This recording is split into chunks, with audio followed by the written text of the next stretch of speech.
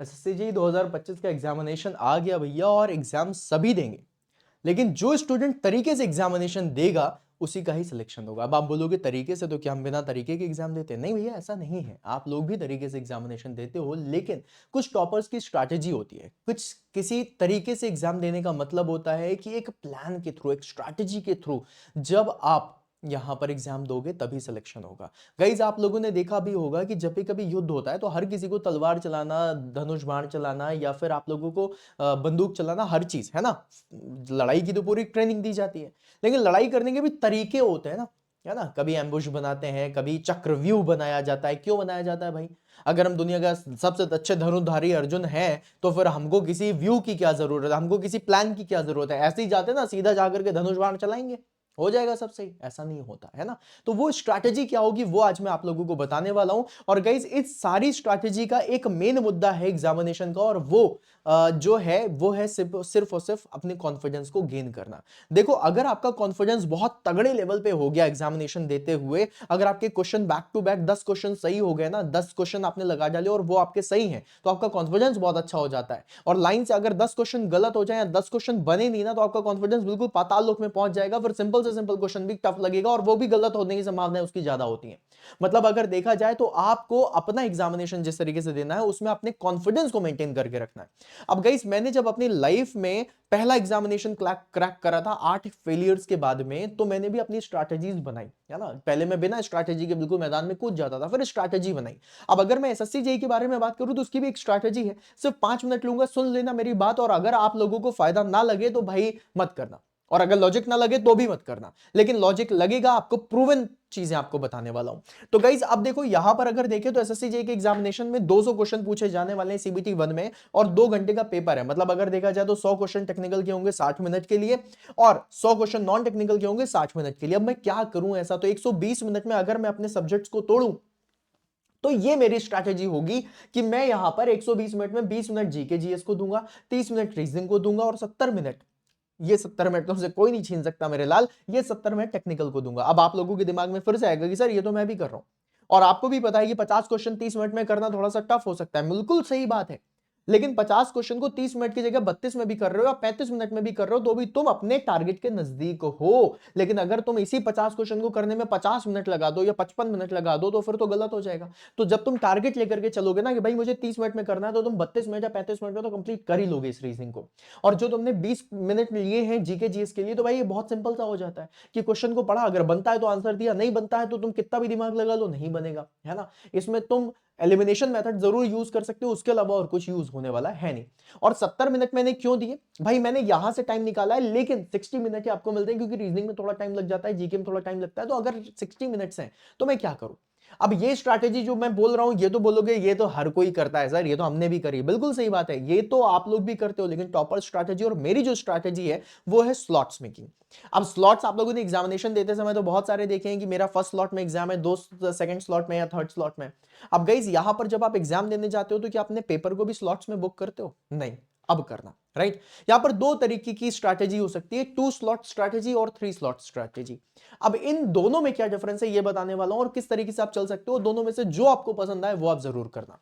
पहली चीज, 2 slot strategy क्या होगी? देखो गाइस, अगर मैं 2 स्लॉट स्ट्रैटेजी के बारे में बात करूं तो 60 मिनट का मेरा पेपर होना है, ठीक है। मतलब टेक्निकल का मैंने, वैसे तो 120 मिनट है, लेकिन 60 मिनट टेक्निकल का अगर मैं पकड़ लूं, उससे ही आपको समझ में आ जाएगा। तो उसमें से गाइस मैं 15 मिनट वाला जो ये स्लॉट है ना, इस 15 मिनट का स्लॉट 1 बुक करूंगा, और उसमें मैं फटाफट फटाफट फटाफट जितने भी क्वेश्चन है फटाफट पढ़ता हुआ चला जाऊंगा। कई बार ऐसा होता है एग्जामिनेशन में कि आप लोगों से नए क्वेश्चन पूछ रहे हैं, कई बार रिपीटेड भी आ जाते हैं, पीवाईक्यूज भी आ जाते हैं, और ऐसे क्वेश्चन भी आ जाते हैं जिनकी प्रैक्टिस आपने पहले करी हुई है। देखते ही मुझे पता है कि इसका आंसर ये होगा। अब तुमसे अगर बोल दिया जाए कि 1 टीआर की वैल्यू क्या होगी, तो मैं पता है 3.5 किलो वॉट होगी, या फिर तुम्हारा 210 किलो जूल पर मिनट, या फिर 50 किलो कैलोरीज पर मिनट होगी। अब तुम ऑप्शन में देखते हो, तुरंत टिक लगाते हो, आगे बढ़ जाते हो। रिवर्सिबल इरिवर्सिबल हो गया, है ना, जितना भी एक्सर्जी हो गया, कोई भी आप लोगों से चीजें पूछी जाएंगी आप तुरंत तुरंत बता सकते हो, है ना। एग्जांपल पूछ लिया रियोपेक्टिक फ्लूइड का, थिक्सोट्रोपिक का, तो आप तुरंत बता दोगे, राइट। तो जैसे इस तरीके के क्वेश्चंस आ रहे हैं ना, ये 15 मिनट में जितने भी क्वेश्चंस है फटाफट फटाफट फटाफट फटाफट करते हुए चले जाओ। भाई मैं तुम्हें सच बता रहा हूं, ये जितना भी चीजें है ना, इससे कॉन्फिडेंस बिल्डअप होता है। 15 मिनट में अगर तुमने 100 क्वेश्चन फटाफट करने की कोशिश करी, मतलब 100 क्वेश्चन पढ़ा और 100 में से अगर तुमने 30 35 40 क्वेश्चन भी कर लिए ना, तो एक कॉन्फिडेंस अलग लेवल पे होता है कि भाई 40 क्वेश्चन तो मेरे सही हो गए। अब बाकी बचे 40 45 क्वेश्चन और कर लूं, 85 90 तक पहुंच जाऊं, जबरदस्त लेवल पे मेरा होगा। और सोचो 40 45 क्वेश्चन करने के लिए स्लॉट 2 में तुम्हारे पास 45 मिनट है, मतलब कि हर मिनट मिल जाएगा तुम्हें हर एक क्वेश्चन के लिए। तुम बढ़िया तरीके से कर दोगे। कई सारे क्वेश्चन में 5-10 सेकंड में आंसर आ जाएगा, कई क्वेश्चन में पढ़ते ही आंसर आ जाएगा, कई क्वेश्चन होंगे थोड़ा लेंदी होंगे, राइट। तो तुम 2 स्लॉट में बुक कर सकते हो अपने पूरे के पूरे पेपर को, और 45 मिनट्स में जो रिमेनिंग क्वेश्चंस हैं उनको सॉल्व करते हुए चले जाओ हर एक मिनट को लेकर के। ये भी एक स्ट्रैटेजी है। और ये है 3 स्लॉट स्ट्रैटेजी। ये जो 3 स्लॉट स्ट्रैटेजी के बारे में बात कर रहा हूं, this is my personal favourite, क्योंकि मैंने अपने जितने भी एग्जाम्स निकाले हैं, सारे के सारे एग्जाम्स में मैंने 3 स्लॉट स्ट्रैटेजी लगाई है, सारे के सारे एग्जाम जो मेरे निकले हैं, ठीक है। अब उसमें से अगर गाइस मैं बात करूं, तो मैं पूरे के पूरे पेपर को, पूरी की पूरी टाइमिंग को 3 स्लॉट्स में डिवाइड कर लेता हूं, ठीक है। पहला स्लॉट होता है स्लॉट 1, वो 15 मिनट का, सेम यही वाला स्लॉट होता है जो हमने 15 मिनट का रखा है, जिसमें हमें 0 से 100 तक पहुंचना है, और पहुंचने के बाद जितने भी क्वेश्चन हमसे बनते जा रहे हैं सब टिक करते हुए चले जाओ। सारा गेम कॉन्फिडेंस का है, बार बार बोल रहा हूं, क्योंकि कॉन्फिडेंस आपका अगर एक बार मजबूत हो गया तो तुम कठिन से कठिन क्वेश्चन भी बढ़िया तरीके से कर सकते हो। इंजन भी गर्म हो जाता है, बढ़िया तरीके से तुमसे क्वेश्चन भी होंगे। इंजन गर्म होना मतलब कि दिमाग गर्म हो जाता है, बढ़िया मस्त सब कुछ फटाफट आने लग जाता है, ठीक है। अब जब तुम स्लॉट 2 में जाओगे, तो स्लॉट 2 में 30 मिनट का बनाता हूं, और इसमें मैं मोस्टली थ्योरी ही सॉल्व करता हूं, राइट। थ्योरी क्वेश्चंस को ही डील करूंगा, मैं न्यूमेरिकल को डील नहीं करूंगा। अगर कोई बहुत सिंपल सा न्यूमेरिकल तो तुम डील कर लो, अगर नहीं है तो फिर तो तुम थ्योरी पे ही जाओ और देखते हुए चले जाओ। जो क्वेश्चंस है, जो न्यूमेरिकल क्वेश्चन है, सबसे लास्ट वाले थर्ड स्लॉट में रखता था, जो 15 मिनट का होता था। अब 30 मिनट में जब अब तुम दोबारा जाओगे ना, तो तुम ये मत सोचना कि फिर से मुझे 100 क्वेश्चन देखने, 100 नहीं देखने मेरे भाई, 40 तो तुम पहले क्लियर कर चुके हो, 60 क्वेश्चन देखने तुम्हें 30 मिनट में, मतलब कि अब तुम्हारे पास बहुत अच्छा मौका है। अब इस 30 मिनट में भी तुम मैक्सिमम क्वेश्चन को पढ़ो, जिसमें लग रहा है कि ट्रिक लगानी है, जिसमें लग रहा है एलिमिनेशन मेथड से करना है, ये सारी की सारी चीजें तुम्हें इस 30 मिनट में स्लॉट 2 में करना है, ठीक है। दिमाग लगाते हुए चलते हुए जाओ, है ना। पहले क्वेश्चन में 5-10 सेकंड दे रहे थे, अब तुम हर क्वेश्चन को 30 सेकंड दे सकते हो, आराम से करते हुए जाओ। बिल्कुल तुम्हारे पास एम्पल अमाउंट ऑफ टाइम है कि क्वेश्चन को पढ़ोगे, स्पीड में ही रहना, स्पीड कम मत करना, ठीक है। अब तुम जब स्लॉट 2 में जाओगे, तुमसे बहुत सारे क्वेश्चन ऐसे होंगे जो तुमसे पढ़ोगे, थोड़ा दिमाग लगाओगे, तुमसे बन जाएंगे, ठीक है। ये जरूर कर लेना। फिर उसके बाद है स्लॉट 3। स्लॉट 3 होता है उन क्वेश्चंस के लिए जो बहुत लेंदी क्वेश्चन है, जैसे कि एक क्वेश्चन होता है जिसमें क्वेश्चन भी बहुत लंबा दिया है, फिर उसके ऑप्शंस भी बहुत लंबे लंबे। ऐसे क्वेश्चन को पढ़ने में ही 45 सेकंड का टाइम चला जाएगा, तो फिर कैसे करोगे। तो इसके लिए हमने स्लॉट 3 रखा है, क्योंकि इस तरह क्वेश्चन ज्यादा 2 4 5 होंगे, और ज्यादा नहीं होंगे, है ना। और साथ में न्यूमेरिकल 2-4 न्यूमेरिकल आप लोग को ये जो देखने के लिए मिलेंगे वैसे हैं। अब न्यूमेरिकल के साथ सबसे बड़ी प्रॉब्लम ये है कि अगर न्यूमेरिकल तुमसे बनता है तब तो बहुत अच्छी बात है, तुम खटाखट कर दोगे, लेकिन न्यूमेरिकल में टाइम लगता है। वो टाइम कहां से मिलेगा, स्लॉट 3 में। अगर न्यूमेरिकल तुमसे नहीं बनता है तो मेरे लाल उसमें पता है क्या होता है, उसमें कॉन्फिडेंस बिल्कुल नीचे चला जाता है कि यार न्यूमेरिकल गलत हो गया और टाइम भी लग गया, राइट, क्योंकि ये टाइम टेकिंग होता है। तो तुम इसे सबसे लास्ट में करोगे तो तुम्हारे मन में ये दुख नहीं होगा, ये डर नहीं लगेगा कि यार मेरा बाकी पेपर छूट रहा है, क्योंकि बाकी पेपर तुम निपटा के आ रहे हो, राइट। अब सबसे स्लॉट 3 में जाओगे, न्यूमेरिकल जो क्वेश्चन है जो तुमसे बन रहे हैं उनको करो, जो नहीं बन रहा है छोड़ दो, कोई दिक्कत नहीं है। लेंदी क्वेश्चन पढ़ो, लेंदी क्वेश्चन को किस तरीके से सॉल्व करना है इसकी भी टेक्निक आपको बताई थी, है ना, कि किस तरीके से करना है। अभी भी आपको बता देता हूं कि लेंदी क्वेश्चन किस तरह करने हैं, लेकिन ये जो मैं आपको तरीका बता रहा हूं, इस तरीके को फुल प्रूफ तरीके से किया हुआ है स्टूडेंट ने, उन्होंने सिलेक्शन भी लिया है। और अगर तुम्हें लग रहा है कि क्या ये करने से मेरा फायदा होगा, तो गाइज अभी टाइम है तुम्हारे पास, जाओ जाकर के 2 टेस्ट दे दो। एक टेस्ट दे दो स्लॉट 2 को 2 स्लॉट रख करके, और एक टेस्ट दे दो 3 स्लॉट को रख करके, चेक कर लो। मैं तुम्हें यही बता रहा हूं कि मान लो अगर तुमने 2 टेस्ट भी दिए और तुमने इसी तरीके से स्लॉट में करा ना, तुम्हें फायदा होगा, तुम खुद चेक कर सकते हो। और अगर तुम्हें लगे कि मेरा 2% भी फायदा हो रहा है इस तरीके से करने से, तो तुम एग्जामिनेशन में फिर उसी तरीके से प्रैक्टिस करके चले जाना, ठीक है। अब गाइस यहां पर 3 पॉइंट है जो मैं आपको बोलना चाहूंगा, और चौथा पॉइंट जो बाद में बताता हूं, पहले 3 पॉइंट्स देखो। तो सबसे पहली चीज जो मैंने आपको बताई थी कि न्यूमेरिकल को हमेशा सबसे लास्ट में करना, सबसे लास्ट में करना। फिर उसके बाद है यूज एलिमिनेशन मेथड। मतलब मान लो अगर तुम्हारा कोई भी क्वेश्चन है जो बहुत टफ लग रहा है तुम्हें, या फिर ऐसा है कोई नया क्वेश्चन है ना, जिसका तुम्हें आंसर बिल्कुल तुम लो कॉन्फिडेंस फील कर रहे हो इसके लिए कि भाई इस क्वेश्चन में मुझे बिल्कुल पक्का नहीं लग रहा है, तो उसमें एलिमिनेशन मेथड लगाना कि ये नहीं हो सकता, ये नहीं हो सकता। अब ऑप्शन नंबर ए नहीं हो सकता, ऑप्शन नंबर डी नहीं हो सकता, आंसर बी या सी में से होगा, तो तुम्हारे पास एक अच्छा ऑप्शन होगा कैलकुलेटिव रिस्क लेने का। दूसरी चीज, जब तुम एलिमिनेशन मेथड करते हो तो अपने आप ही राइट आंसर तक पहुंच जाते हो, तो ये भी करना है। अब तीसरा पॉइंट आता है लेंदी क्वेश्चंस। गाइस लेंदी क्वेश्चंस एसएससी जेईई कई बार पूछता है, ये टाइम किलिंग क्वेश्चंस कहलाते हैं, राइट। टाइम किल करने के लिए ही ये क्वेश्चंस बनाए गए हैं, सो दैट स्टूडेंट पढ़े। क्वेश्चन बहुत टफ नहीं होगा, लेकिन स्टूडेंट पढ़ेगा, उसको टाइम लगेगा और वो टाइम किल करेगा।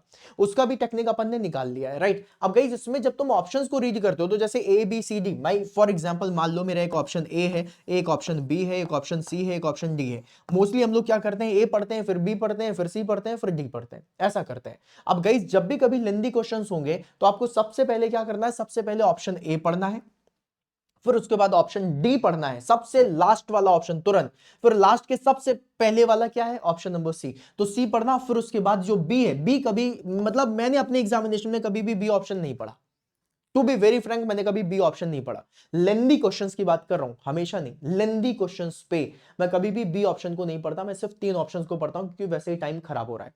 अब गाइस देखो, अगर तुमने ए ऑप्शन पढ़ा और फिर उसके बाद डी पढ़ोगे, तो जो एग्जामिनर का माइंडसेट होता है वो कुछ ऐसा माइंडसेट होता है कि लंबे क्वेश्चंस में हमें टाइम किल करना है, तो हम option number D, most of the time तुमने अगर पीवाईक्यूज भी लगाए या फिर अगर लंबे क्वेश्चंस लगाए होंगे, लेंदी क्वेश्चंस, लेंदी ऑप्शंस वाले, तो तुमने देखा होगा कि उसमें most of the time mostly right answer जो होता है वो ऑप्शन नंबर डी होता है, कि बच्चा पहले ए पढ़ेगा, फिर बी पढ़ेगा, फिर सी पढ़ेगा, फिर डी पढ़ेगा और डी में आंसर लगा के आगे बढ़ेगा। तो कई बार एग्जामिनर आप लोगों को ऑप्शन नंबर डी भी देता है, अगर ऑप्शन नंबर डी नहीं देगा तो फिर ऑप्शन नंबर ए देगा, क्योंकि कई बार स्टूडेंट क्या कहते हैं कि उनको भी लगता है कि भाई मोस्टली राइट आंसर डी होने वाला है, तो डी पढ़ लेते हैं, तो डी से शुरू करते हो, अब डी से सी पढ़ोगे, फिर बी पढ़ोगे, फिर ए में जाओगे। उल्टा भी अगर पढ़ रहे हो तो ए आने में भी तो टाइम लगेगा, टाइम तो किल होगा। तो पहले ऑप्शन ए पढ़ा, अगर ए सही नहीं है तो ए को गलत कर दिया, राइट। फिर डी पढ़ा, D most of the time सही होता है, मान लो अगर ऑप्शन नंबर डी भी सही नहीं है तो ऑप्शन नंबर सी पढ़ना, अगर सी तुम्हें लगा कि सही है तो अच्छी बात है, और अगर सी सही नहीं है तो मतलब ए सी डी और सही नहीं है तो ऑप्शन नंबर बी तो अपने आप सही होगा,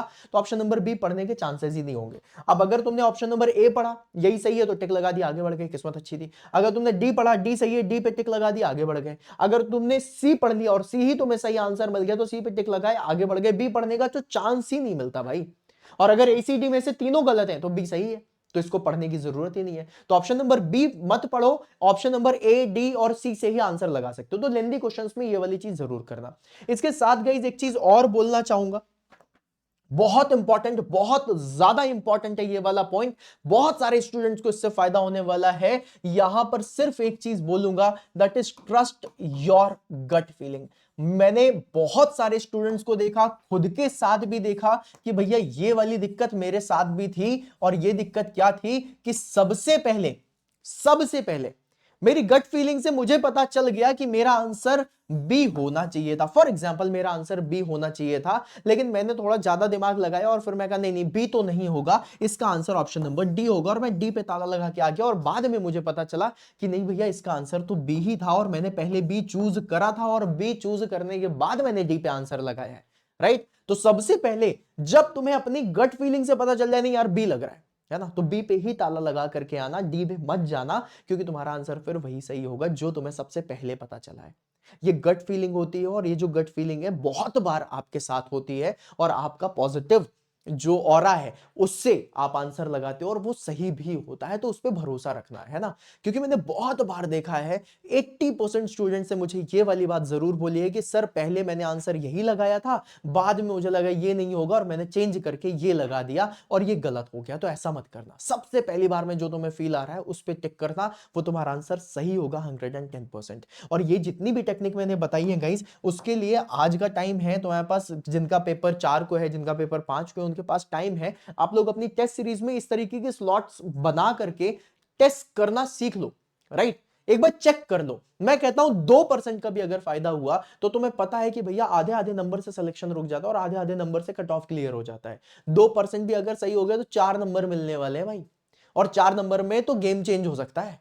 तो अगर 2% भी इससे फायदा हो रहा है तो फिर इनमें क्या दिक्कत है ना। हमेशा जो चीज करते हुए आ रहे थे वो तो कर ही रहे हो, इस बार थोड़ा नया करके देख लो, तुम्हें बेहतर लेवल पे और बढ़िया तरीके से फायदा होगा, ये पक्की बात मैं बोल रहा हूं। और तुम एग्जामिनेशन के बाद आकर के बोलोगे कि हाँ जी सर मेरा एग्जाम पहले से अच्छा गया है। अब तुम बोलोगे सर जी बोलने में क्या है, ये तो सारी चीजें, मैं कहां बोल रहा हूं कि तुम सिर्फ बोलने पे भरोसा रखो, तुम टेस्ट दे करके देखो ना। और टेस्ट में जो मैंने टेक्निक बनाई है उस टेक्निक से टेस्ट लगाओ, टेस्ट सीरीज तो लगा ही रहे हो, तुम लगाओ ना टेस्ट, टेस्ट में ये टेक्निक लगा करके देख लो। अगर तुम्हें फायदा नहीं हो रहा है मत करना, जो तुम्हारा मन कर रहा है वो करना। लेकिन अगर तुम्हें 2% का भी इससे फायदा हुआ है तो उसको जरूर ट्राई करना, तुम्हारा एग्जाम बहुत अच्छा होगा गाइज, क्योंकि जितने भी लोगों ने सिलेक्शन लिया है सब लोगों ने एक प्रॉपर स्ट्रैटेजी को फॉलो करा है। दिस वाज माय स्ट्रैटेजी, जिससे सिलेक्शन हुए हैं, इसलिए बता रहा हूं, ठीक है। और अगर तुम्हारे मन में कोई भी डाउट है, कोई भी दिक्कत है, कोई तकलीफ है, गाइज यहाँ स्क्रीन में तुम्हें जो नंबर दिखाई दे रहा है दैट इज 8368886452, आप इसमें कॉल करो, मुझसे बात करो, कोई भी दिक्कत, कोई भी एंजाइटी है उसको हम लोग सॉल्व करेंगे और तुम्हारा एग्जाम बहुत बढ़िया लेवल पे होगा, ठीक है। मिलते हैं फिर इसी के साथ नेक्स्ट सेशन में, तब तक के लिए all the very best. Exam बहुत अच्छा देना, चीर देना, फाड़ देना, लिख के आना इंजीनियर, भरोसा रखना तुम्हारे ऊपर, तुमसे होगा और तुमसे ही होगा, क्योंकि तुमने बहुत मेहनत करी है और मेहनत कभी खाली नहीं जाती। So all the very best, बढ़िया एग्जाम देना, ठीक है।